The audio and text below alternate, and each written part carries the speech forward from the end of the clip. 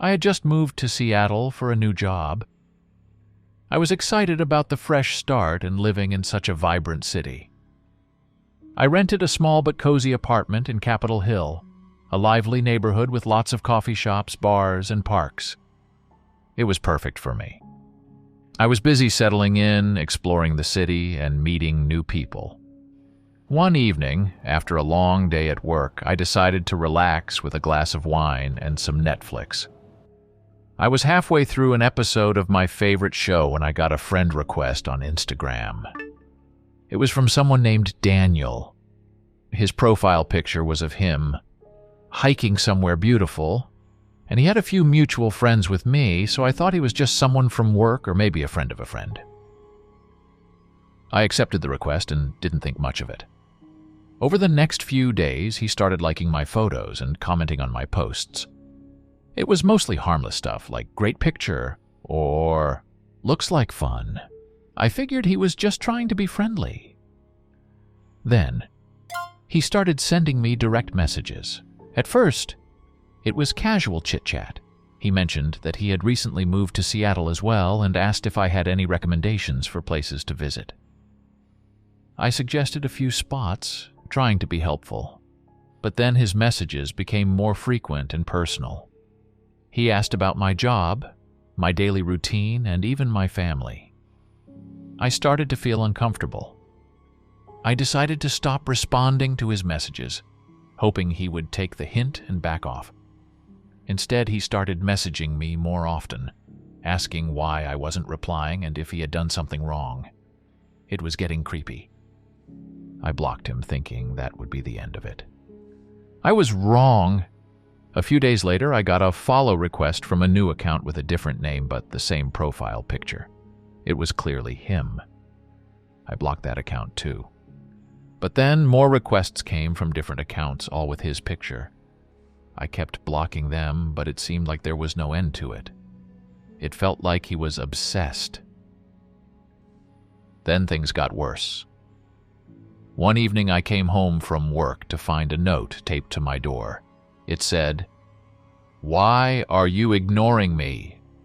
My heart raced. How did he know where I lived? I called the police, but they said there wasn't much they could do without more concrete evidence. They advised me to be cautious and to document everything. I started noticing little things around my apartment. My mail was opened, my doormat was moved, and once I even found a small hidden camera in a potted plant outside my window. I felt like I was being watched all the time. I couldn't sleep properly, jumping at every noise and shadow. I was living in constant fear. One night, I woke up to the sound of my front door creaking open. I was terrified. I lay still in bed, listening as someone walked through my living room. I could hear their breathing and the soft creak of the floorboards. I was paralyzed with fear. I couldn't move or scream. I just lay there, praying they wouldn't come into my bedroom. After what felt like hours, I heard the front door close. I waited until I was sure they were gone before I called the police. They came and searched my apartment, but there was no sign of forced entry, and nothing was missing. They told me to install better locks and get a security system. I did all that. I even moved to a new apartment in a different part of the city, hoping to leave this nightmare behind. For a few months, things were quiet.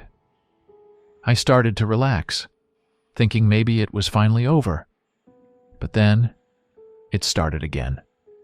I began receiving messages from new accounts, all with Daniel's picture. I found another note on my door one evening saying, "You can't hide from me." I was living in a state of constant anxiety. I didn't know who to trust, didn't feel safe anywhere. I eventually quit my job and moved to a different city, changing my name and deleting all my social media accounts. I cut off contact with anyone who knew me from before. It's been a few months, and I haven't heard from him. I'm still always looking over my shoulder, and I jump at every little noise. It all started about 6 months ago when I moved into my new place. It's this cute little cottage-style house on the edge of town, right where the suburbs start to blend into the woods. I'd always dreamed of living somewhere peaceful like this, away from the city's hustle and bustle. The rent was a steal, too. Now, I know why. The first month was blissful.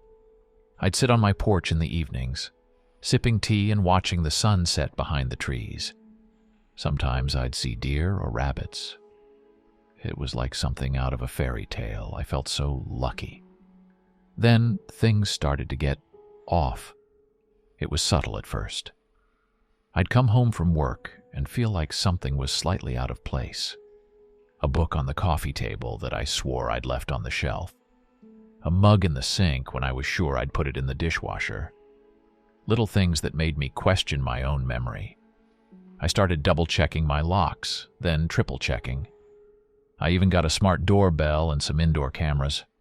Nothing showed up, but the feeling persisted.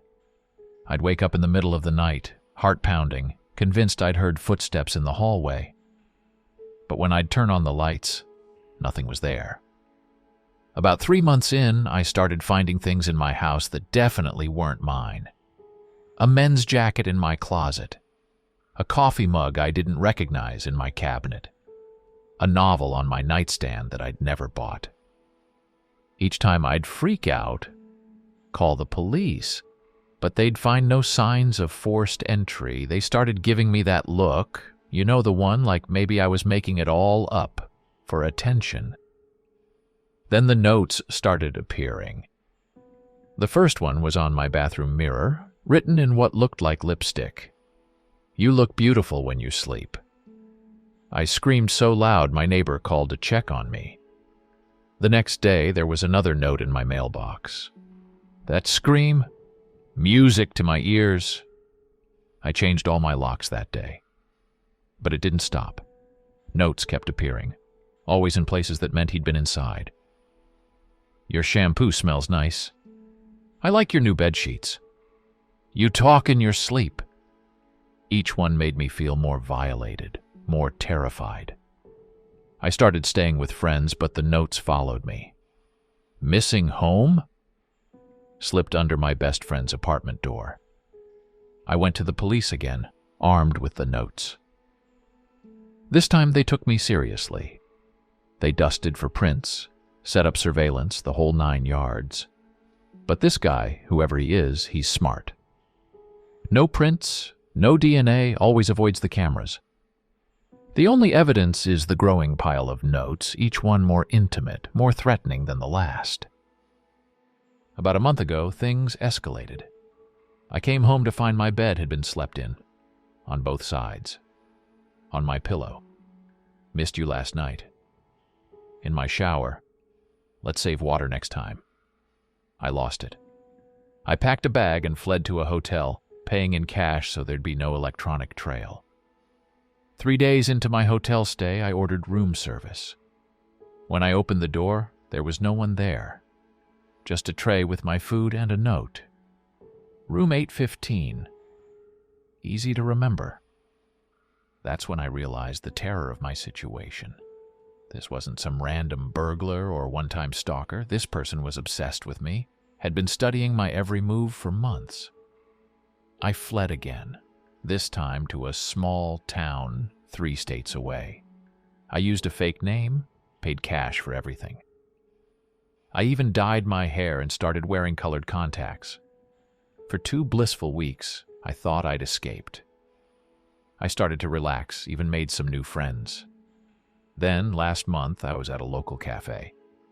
The barista handed me my latte, and there on the cup was my real name. Not the fake one I'd been using, but my actual name. I'm back home now. What's the point of running? He'll always find me. The police have officers patrolling my street, but we all know that won't stop him. He's been in my home, in my room, watching me sleep for months without being caught. As I write this, I'm sitting on my bed, back against the wall, so I can see every corner of my room. The police installed better locks, security cameras, even put a tracking device on me. But none of that changes the fact that he's out there watching, waiting. Every creak makes me jump. Every shadow looks like a figure. Is that a glint in the woods? A camera lens? Binoculars? Just my imagination? I don't know anymore. I've stopped looking out windows. I've covered every mirror. I only feel safe in the bathroom, curled up in the tub behind a locked door. Now, I document everything. I work with the police. I see a therapist to keep my sanity intact. But mostly, I just try to survive each day, hoping that tomorrow he'll slip up or lose interest or get caught. Until then, I live in a state of constant vigilance, a prisoner in my own home. I'm just a regular dude, 31, living in Fresno, California. Yeah, I know, not the most exciting place, but it's home. I work at a local bank in their IT department. Weekends are usually about hitting up Tioga Sequoia Brewery with friends or binge-watching shows. Normal life, right? That's what I thought until 3 weeks ago. It started when I was grocery shopping at the Save Mart on West Shaw Avenue. Nothing unusual, just picking up essentials. As I reached for some cereal, I noticed this guy a few aisles over. Normally, I wouldn't think twice, but something felt off. He was looking at me, not just glancing, but staring. When I moved, his gaze followed. I brushed it off. Fresno's a weird place sometimes. But later, in the parking lot, I saw him again. He was leaning against a car, watching me load groceries. Our eyes met briefly. No emotion, no nod, just blank staring. It creeped me out, so I hurried home. A few days later, I was at Woodward Park for a jog. It was early evening, still light out. I liked that trail near the San Joaquin River. As I rounded a bend, there he was, the guy from Save Mart. He was sitting on a bench, wearing the same clothes. Our eyes locked. My step faltered. This couldn't be a coincidence, right? I turned around, started jogging back. After a minute, I glanced over my shoulder. He was walking, maybe 50 feet behind. Not running, not trying to catch up, just following. I sprinted to my car, heart pounding. As I drove off, I saw him in the rear view standing still, watching. That night, I couldn't sleep. I kept replaying those moments. His face, his eyes. There was something unsettling about his gaze. Not angry or threatening, but empty, devoid of any human warmth. I started researching stalking, found some forums. People shared similar experiences, the advice. Document everything, so I started taking notes. Date, time, location. I even snapped a blurry photo of him at the park. Not much, but it was a start. A week passed with no sightings. I began to relax. Maybe I'd imagined the intensity. Maybe he was just a socially awkward dude. Then 2 months ago, I was at the drive-thru at In-N-Out on Blackstone Avenue. You know how the line wraps around the building? As I inched forward, something made me check my mirrors. 2 cars back, sitting in a faded blue Honda Civic, was him, just waiting. Not eating, not on his phone. I felt my stomach knot. When I got to the window, I asked the employee if she'd noticed the guy. She glanced back, then told me that he's been here every night this week. Never orders. They thought he was waiting for someone. Every night. My hands shook as I paid. I considered calling the police, but with what? That someone's eating at In-N-Out a lot? They'd laugh. As I pulled away, I watched him in my mirror. He didn't follow. Just sat there, staring ahead. I started varying my routines. No more regular jogging spots. I switched up my grocery stores. Tried different coffee shops, always scanning faces, always on edge. Needing normalcy, I went to River Park Shopping Center. Bad idea. As I walked past H&M, I saw his reflection in the window.